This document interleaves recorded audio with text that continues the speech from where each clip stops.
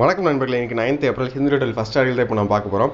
வாங்க ஆரம்பிக்கலாம். For better use, அதாவது அந்த ஆர்டிகளோட தீம் என்ன அப்படின்னு பார்த்தீங்கன்னா, ஆன் MPLA ஃபண்ட்ஸ், அதாவது மந்திரிகளுக்கெல்லாம் பார்த்தீங்கன்னா எம்எல்ஏஸ்க்கெலாம் பார்த்தீங்கன்னா ஒவ்வொரு தங்களோட தொகுதிக்கு மேம்படுத்துறதுக்காக வளர்ச்சிக்காக நிதி ஒதுக்குவாங்க பார்த்தீங்களா. ஸோ அதை பற்றின ஒரு ஆர்டிகல் தான் இது அப்படிங்கிறாங்க. The suspension of the members of parliament local area development scheme for 2 years to boost the funding available for the COVID-19 fight is a step in the right direction. So இப்போ அந்த MP funds இருக்குது பார்த்தீங்களா, தங்களோட தொகுதியை வளர்த்ததுக்காக நிதி ஒதுக்குவாங்க. எங்களுக்கு இந்த இது வேணும், அந்த வளர்ச்சி வேணும் அப்படின்னு சொல்லி எம்பிஸ் சொல்லுவாங்க. ஸோ அதுக்கான நிதியை சென்ட்ரல் கவர்மெண்ட் ஒதுக்குவாங்க. ஸோ அந்த நிதியை 2 வருஷத்துக்கு நிறுத்தி வச்சுருக்காங்க. எதுக்கு அப்படின்னு பார்த்தீங்கன்னா, இப்போ இந்த கொரோனா வைரஸை ஃபைட் பண்ணுறதுக்காக அதுக்கு நிதி தேவைப்படும் அப்படின்னு சொல்லிட்டு இந்த நிதியை 2 வருஷம் நிறுத்தி வச்சுருக்காங்க. இது ஒரு சரியான பாதையில் போய்கிட்டு இருக்கு அப்படிங்கிறாங்க. It may appear first blush that the decision may undermine the decentralized manner of funding local area development. Decentralizing அப்படின்னு என்னன்னு பார்த்தீங்கன்னா, இப்போ சென்ட்ரல் கவர்மெண்ட் அடுத்து சென்ட்ரல் கவர்மெண்ட் ஃபுல்லாக கவனிச்சுட்டு இருக்காங்க. அடுத்து ஸ்டேட் கவர்மெண்ட் இருக்குது பார்த்தீங்களா, அதாவது அந்த அதிகார பகிர்வு அப்படின்னு சொல்லுவோம்ல, அதுதான். ஸோ இப்போ முதல் பார்வையில் இந்த முடிவு இந்த ஃபண்டிங்லாம் அலோகேட் பண்ணுறாங்க பார்த்தீங்களா ஒவ்வொரு தொகுதிக்கும், இது அந்த அதிகார பகிர்வை தவறாக பயன்படுத்துகிறாங்க அப்படிங்கிற மாதிரி தோணும் அப்படிங்கிறாங்க. However, past experience has been that some members do not utilize their full entitlement and that there is a gap between recommendation made by members and implementation by the administration under the scheme. So பாஸ்டில், அதாவது கடந்த காலத்தில் பார்த்தீங்கன்னா இந்த நிதி ஒதுக்குறாங்கல்ல MLAs எங்களுக்கு இவ்வளோ நிதி வேணும்னு சொல்கிறாங்கல்ல. ஸோ அந்த நிதி ஒதுக்குனதுக்கும் நடந்த அந்த டெவலப்மெண்ட், அந்த நிர்வாகத்தில் அந்த வளர்ச்சிக்கும் சம்மந்தமே இருக்குது. அந்த கணக்குலேயே வரல அப்படின்னு சொல்லுவாங்கல்ல. அதாவது கொடுத்த அமௌண்ட்டுக்கு சரியாக யூட்டிலைஸ் பண்ணல, சரியாக அவங்க அதை உபயோகிக்கல அப்படிங்கிற நிறைய கடந்த காலத்தில் புகார்கள் இருக்குது அப்படிங்கிறாங்க. The immediate benefit now is the freeing up of about 7,900 crores over a 2-year period so that it can be spent on boosting the health infrastructure needed to combat the pandemic. So இப்போ இதில் இருக்கிற ஒரே ஒரு advantage benefit என்ன அப்படின்னு பார்த்தீங்கன்னா, இந்த கிட்டத்தட்ட 7,900 crores இந்த அமௌண்ட்டை வச்சு இப்போ இருக்கிற பேண்டமிக்கில் இந்த ஹெல்த் செக்டாருக்கு தேவைப்படுற அந்த மாஸ்க்கு, அதுக்கப்புறம் அந்த வென்டிலேட்டர்ஸ், இந்த மாதிரி விஷயத்துக்குலாம் இது யூஸ் பண்ணிக்கலாம். ஸோ இது ஒரு நல்ல விஷயம் அப்படிங்கிறாங்க. This is the second announcement regarding MPLA that the center has made after the disease outbreak. So இது இந்த MP ஃபண்டில் இது ரெண்டாவது அனௌன்ஸ்மெண்ட்டு மேக் பண்ணுறாங்க. அந்த ஃபர்ஸ்ட் அனௌன்ஸ்மெண்ட் என்ன அப்படின்னு பார்த்தீங்கன்னா, last month it allowed utilization of MPLADS funds to the extent of at least 5 lakh by each MP to purchase medical equipment for government hospitals in their constituency. So ஏற்கனவே first அந்த அறிவிப்பு என்ன அறிவிச்சிருந்தாங்க அப்படின்னு பார்த்தீங்கன்னா, இந்த எம்எல்ஏஸ்க்கு ஒதுக்குறாங்களா அந்த ஃபண்ட்லேருந்து மினிமம் 5 லட்சத்துக்காக அவங்கவுங்க தொகுதியில் இருக்கிற கவர்மெண்ட் ஹாஸ்பிட்டல் இருக்குது பார்த்தீங்களா, அதுக்கு தேவைப்படுற எல்லா மெடிக்கல் சம்மந்தமான எல்லா மாஸ்க்கு, அதுக்கப்புறம் இதெல்லாம் நீங்கள் வாங்கி கொடுக்கணும் அப்படின்னு கவர்மெண்ட் எம்எல்ஏஸ்க்கு சொல்லியிருந்தாங்க அப்படிங்கிறாங்க. Many members made immediate use of the one-time dispensation to recommend the procurement of N95 masks, personal protective equipment and ventilators. So நிறையா எம்எல்ஏஸ் அதை பயன்படுத்தி மாஸ்க்கு, அதுக்கப்புறம் அந்த ப்ரொடக்டிவ் எக்யூப்மெண்ட்ஸு, வென்டிலேட்டர்ஸ் இதெல்லாம் வாங்குறதுக்கு அந்த அமௌண்ட் பயன்படுத்தினாங்க அப்படிங்கிறாங்க.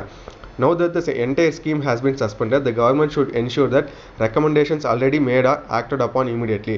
ஸோ இப்போ இனிமேல் அதை நிறுத்தி வச்சாங்க, சஸ்பெண்ட் பண்ணிட்டாங்க. ஸோ 2 வருஷத்துக்கு எம்எல்ஏஸ் எந்த ஒரு ஃபண்டும் இல்லை அப்படின்னு சொல்கிறாங்க. ஸோ கவர்மெண்ட் என்ன ஒரு விஷயத்தை உறுதிப்படுத்தணும் அப்படின்னு பார்த்தீங்கன்னா, ஏற்கனவே அந்த திட்டத்துக்காக சில அமௌண்ட்லாம் ஒதுக்கியிருப்பாங்க பார்த்தீங்களா, அதை அட்லீஸ்ட் அதையாவது கொடுக்கணும். இனிமேல் கொடுக்க தேவையில்ல, அட்லீஸ்ட் இது வரைக்கும் போட்ட திட்டத்துக்கான அமௌண்ட் கரெக்டாக போய் சேருதா அப்படிங்கிறது மட்டும் கவர்மெண்ட் பார்த்துக்கணும் அப்படிங்கிறாங்க. While the transfer of these sums to the Consolidated Fund of India would help judicious deployment anywhere in the country based on assessment of the varying needs in different regions, it would redound to the government's credit if the genuine efforts made by members to help their constituents are not frustrated. So judicious அப்படின்னு பார்த்தீங்கன்னா ஒரு நியாயமான அப்படின்னு சொல்லுவாங்களா, அதுதான். ரிடவுண்ட் அப்படின்னு என்ன அப்படின்னு பார்த்தீங்கன்னா ஒரு பெரிய பங்களிப்பு அப்படின்னு சொல்லுவாங்களா, அதுதான்.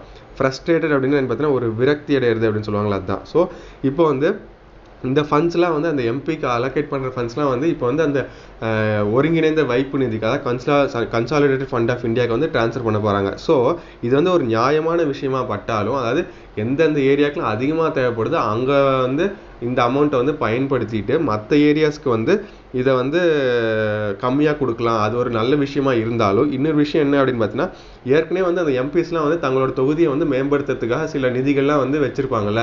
ஸோ அது இப்போ வந்து இப்போ முடியாதுல்ல. ஏன்னா இப்போ அந்த ஃபுல்லாக சஸ்பெண்ட் பண்ணிட்டாங்க, 2 வருஷம் சஸ்பெண்ட் பண்ணதுனால அந்த எம்எல்ஏஸ் அப்புறம் அந்த பகுதி மக்கள்லாம் வந்து விரக்தி அடைஞ்சிருவாங்க. ஸோ இதுக்கு வந்து இது இப்படி ஆனதுக்கான ஒரு பெரிய பங்களிப்பு வந்து கவர்மெண்ட்டுக்கு தான் போய் சேரும். அவங்கனால தான் வந்து இப்போ வந்து இப்படி ஆயிருக்கு.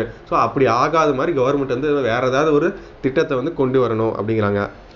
It should also see to it that allocations are non-discriminatory. So இன்னொரு விஷயம் என்ன அப்படின்னு பார்த்தீங்கன்னா, இப்போ ஒரு பகுதி இந்தியாவில் பார்த்தீங்கன்னா ஒரு பகுதி ரொம்ப இந்த வைரஸ்னால பாதிக்கப்பட்டிருக்கு. அதனால் அங்கே வந்து ஃபண்டு வந்து நிறையா தேவைப்படும். ஒரு சில பகுதிகள் வந்து அவ்வளோ அஃபெக்ட் ஆகிருக்காது. அந்த மாதிரி சில பகுதிகள் இருக்கும். ஸோ அந்த மாதிரி எந்த ஒரு பாகுபாடும் ஒரு பாரபட்சமும் இல்லாமல் ஃபண்டை வந்து அலோகேட் பண்ணணும் அப்படிங்கிறாங்க. Political reactions indicate that there is considerable disenchantment over the suspension. The 5 crore corpus available to each member is a source of much goodwill for elected representatives. Disenchantment அப்படின்னு பார்த்தீங்கன்னா ஒரு அதிருப்தியில் ஒரு ஏமாற்றம் அப்படின்னு சொல்லுவாங்களா தான். ஸோ இந்த அறிவிப்பு அறிவிச்சதுனால அந்த பொலிட்டிக்கல் அரசியல்வாதிகளாக வந்து என்ன ஒரு தங்களோட அதிருப்தியை தெரிவிச்சிருக்காங்க. அதாவது இந்த 5 கோடி ரூபா வந்து ஒவ்வொரு தொகுதிக்கு வந்து அலோகேட் பண்ணுறாங்களே, இது வந்து மக்களுக்கு வந்து தாங்கள் செய்ய வேண்டிய சில கடமைகள், அந்த தொகுதியை வளர்த்துறதுக்கு வந்து தாங்களுக்கு செய்ய வேண்டிய இதை வந்து இது வந்து பறிக்கிற மாதிரி இருக்கு. ஸோ இதுக்கு வந்து நாங்கள் அதிருப்தி தெரிவிக்கோம், ஏமாற்றம் அடைஞ்சிருக்கோம் அப்படின்னு வந்து அந்த அரசியல்வாதியில் சொல்லியிருக்காங்க அப்படிங்கிறாங்க. Better performing MPs identify and fulfill local development needs with empathy and alacrity. Empathy அப்படின்னு பார்த்தீங்கன்னா மக்களோட உணர்வை புரிஞ்சுக்கிறது அப்படின்னு சொல்லுவோம், மற்றவர்களோட உணர்வை புரிஞ்சுக்கிறது அப்படின்னு சொல்லுவோம்ல அதுதான். alacrity அப்படின்னு பார்த்தீங்கன்னா ஒரு ஆர்வமா அப்படிங்கிறோம்ல அதுதான். ஸோ நல்லா நிர்வாக திறமையுள்ள எம்பிஸ் வந்து மக்களுக்கு, அதாவது தன்னோட தொகுதி மக்களுக்கு வந்து அவங்களோட கஷ்டத்தை அவங்களோட மனசை புரிஞ்சுக்கிட்டு அதுக்கு என்ன தேவையோ அதை வந்து அதாவது அந்த ஃபண்டை வந்து ரிலீஸ் பண்ணுறதுக்கு வந்து அவ்வளோ ஆயத்தமாக இருக்காங்க. மக்களோட கஷ்டத்தை புரிஞ்சுக்கிட்டு தேவைப்படுற எல்லா வசதியும் செய்யறதுக்கு ரொம்ப ஆர்வமாக இருக்காங்க. ஸோ அந்த எம்பிஸ்லாம் வந்து இப்போ வந்து ஏமாற்றம் அடைஞ்சிருவாங்க அப்படிங்கிறாங்க. However, there has also been persistent criticism about the scheme's very nature. Persistent அப்படின்னு என்ன அப்படின்னு பார்த்தீங்கன்னா தொடர்ச்சியான அப்படின்னு சொல்லுவோம்ல அதுதான். தொடர்ந்து பார்த்தீங்கன்னா வந்து இந்த ஸ்கீமை பற்றி வந்து நிறையா வந்து ஒரு விமர்சனம் வந்து வந்துக்கிட்டே இருக்குது அப்படிங்கிறாங்க. A conceptual flaw pointed out by experts is that it goes against the separation of powers. So இதில் இருக்கிற அந்த ஒரு குறை என்ன அப்படின்னு பார்த்தீங்கன்னா செப்பரேஷன் ஆஃப் பவர்ஸ், அதாவது இந்த அதிகார பகிர்வு அப்படின்னு சொல்லுவோம்ல அதுதான். ஸோ அது வந்து தவறான முறையில் பயன்படுத்தப்படுது அப்படின்னு வந்து நிறைய விமர்சனம் இருக்குது இந்த திட்டத்தை பற்றி அப்படிங்கிறாங்க. It allows individual legislators to encroach on the planning and implementation duties of the administration. Encroach அப்படின்னு பார்த்தீங்கன்னா அத்துமீறது அப்படின்னு சொல்லுவோம்ல அதுதான். ஸோ இப்போ வந்து மக்கள் வந்து அந்த எம்எல்ஏவை தேர்ந்தெடுத்துட்டாங்க. ஆனால் அந்த தொகுதியை வளர்த்து போடுறதுக்கு அதுக்கப்புறம் அந்த தொகுதியில் என்னென்ன பண்ணலாம் அப்படிங்கிறதுக்கு ஒரு நிர்வாகம் இருக்கும். ஃபார் எக்ஸாம்பிள் இப்போ நம்ம ஊரில் வந்து இப்போ ஏதாவது ரோடு போடணும் அப்படின்னா வந்து அதுக்கு வந்து அந்த ரோட் டிபார்ட்மெண்ட்டு, அப்புறம் அந்த மாநகராட்சி இந்த மாதிரி சில ஆஃபீஸ்லாம் இருக்குது. ஸோ அவங்களோட அதிகாரத்தில் தான் வந்து அதெல்லாம் இருக்குது. ஆனால் இப்போ இந்த ஃபண்டு அலோகேட் பண்ணதுனால அவங்களோட அதிகாரத்தை வந்து அத்துமீற மாதிரி இருக்குது. அந்த மக்களால் தேர்வு செய்யப்பட்ட இந்த எம்எல்ஏ வந்து அவங்களோட அதிகாரத்தை பறிக்கிற மாதிரி இருக்குது அப்படிங்கிற மாதிரி விமர்சனங்கள் வந்து இந்த ஸ்கீமை பற்றி நிறையா இருக்குது அப்படிங்கிறாங்க. Jurists have pointed out that the Constitution does not confer the power to spend public money on individual legislator.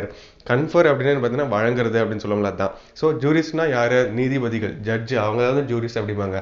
So நீதிபதிகள்லாம் வந்து என்ன சொல்லியிருக்காங்க அப்படின்னு பார்த்தீங்கன்னா, நம்மளோட அரசியலமைப்பில் இந்த மாதிரி மக்களோட பொது பணத்தை வந்து நம்ம இந்த மாதிரி ஒரு எம்எல்ஏஸ்க்கு வந்து கொடுக்கறதுக்கான எந்த ஒரு அதிகாரமும் இல்லை அப்படின்னு வந்து நம்ம கான்ஸ்டியூஷனில் இருக்குது அப்படிங்கிறாங்க.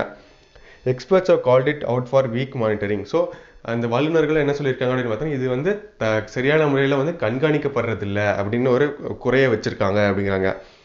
The Supreme Court, while declining to strike down the scheme, called for a robust accountability regime. Robust அப்படின்னா பார்த்தீங்கன்னா ஒரு பலமான இல்லை வலுவான அப்படின்னு சொல்லுவோம்ல அதுதான். ஸோ சுப்ரீம் கோர்ட் வந்து இந்த ஸ்கீம் வந்து நாங்கள் வந்து ரத்து பண்ண மாட்டோம், இந்த ஸ்கீம் வந்து சரியான முறையில் கண்காணிக்கிறதுக்கு என்னென்ன பண்ணணுமோ அதை வந்து பலமாக பண்ணணும் அப்படிங்கிறாங்க.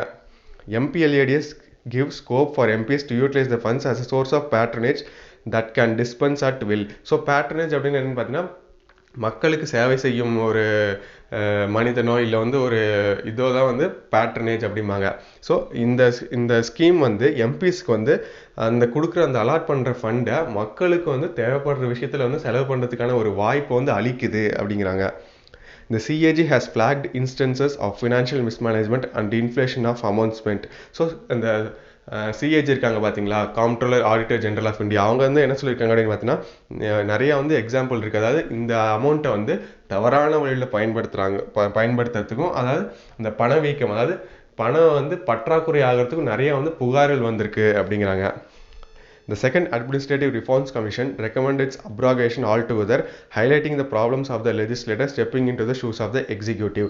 So abrogation அப்படினு பார்த்தா ஒரு ரத்து செய்யறது அப்படினு சொல்லுவாங்க தான். So அந்த Administrative Reforms நிர்வாக கமிட்டி வந்து என்ன சொல்லிருக்காங்க பார்த்தா, இந்த திட்டத்தை வந்து நீங்க வந்து ஃபுல்லா வந்து ரத்து செஞ்சிரணும். ஏன் அப்படின்னு பார்த்தீங்கன்னா, இது வந்து இந்த மக்களால் தேர்ந்தெடுக்கப்பட்ட எக்ஸிக்யூட்டிவ் வந்து எங்களோட வேலையை, அதாவது எங்கள் வேலையில் வந்து தலையிடுற மாதிரி இருக்குது. ஸோ அதனால இந்த ஸ்கீமையே வந்து ஃபுல்லாக ரத்து பண்ணணும் அப்படின்னு வந்து அட்மினிஸ்ட்ரேட்டிவ் ரிஃபார்ம்ஸ் கமிட்டி வந்து சொல்லியிருக்காங்க அப்படிங்கிறாங்க.